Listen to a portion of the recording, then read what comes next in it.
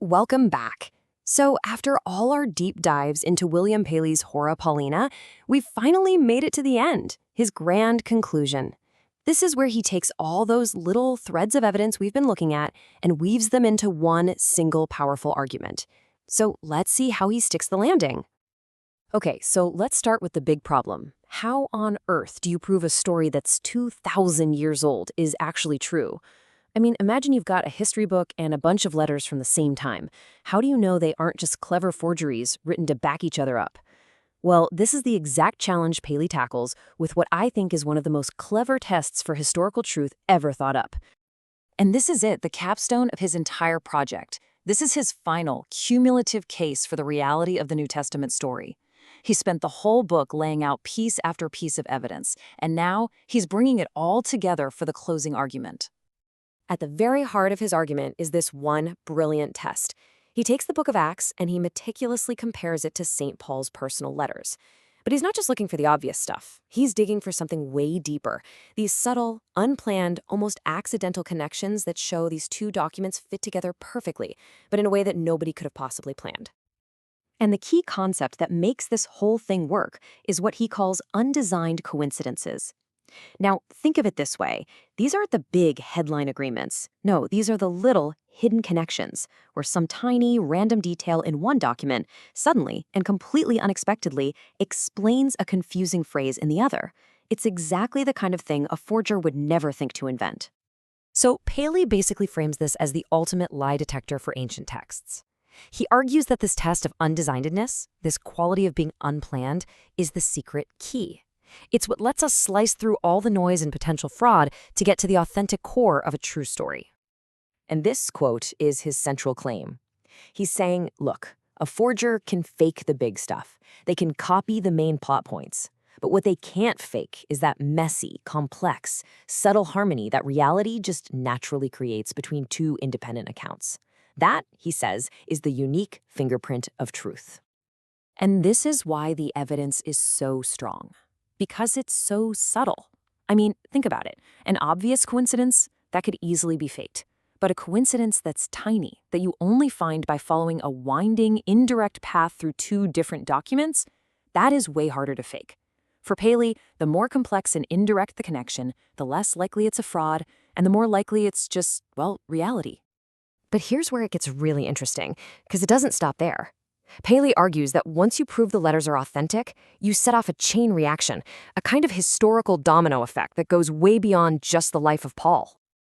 So this is the crucial question, right? If we accept that this incredible web of coincidences proves the letters are genuine correspondence from Paul, what are the implications?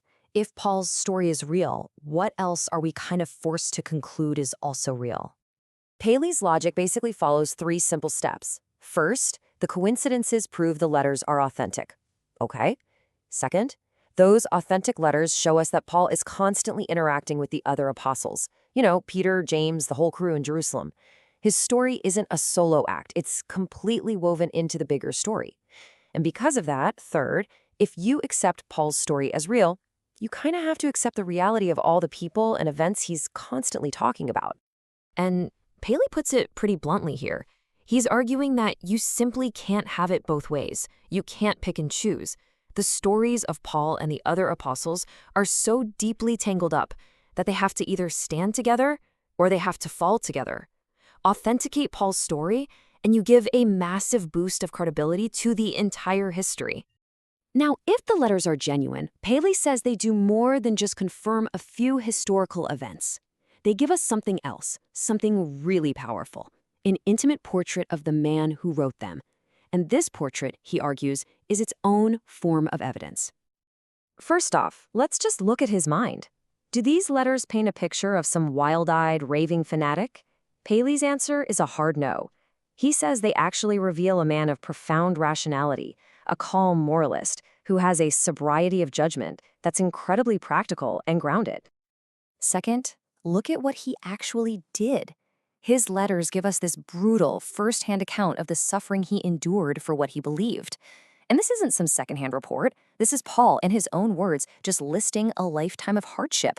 Beatings, stonings, shipwrecks, all for the sake of getting his message out. And third, there are his claims. Get this, in letters written directly to the people who are actually there, he boldly claims to have performed public miracles right in front of them. He doesn't hint at it, he says it outright. Signs and wonders and mighty deeds. Paley insists there's just no wiggle room here. The words Paul uses aren't fuzzy, they mean real, observable, external miracles. So if these things didn't happen, Paul wasn't just mistaken or confused, he was knowingly lying, and he was lying to the very people who could have easily stood up and called him out on it. His own letters stake his entire reputation on it. And all of this, the undesigned coincidences, the character of the man, his claims, his suffering, it all builds to Paley's final, powerful challenge to the reader. So we're left with this picture, right? You have a clearly rational, sober-minded, intelligent man who voluntarily chooses a life of unimaginable pain and constant danger. And why? To spread a story. This is the figure Paley wants us to really think about. And this is the challenge he leaves us with. When you put all the evidence together, the subtle proofs of authenticity, the rational character of the man, and the extreme suffering he willingly went through, you have to ask yourself this question: would anyone, ever, sacrifice everything for a story they knew was a lie? Paley's whole argument is that the answer to that question is the key to understanding the entire history.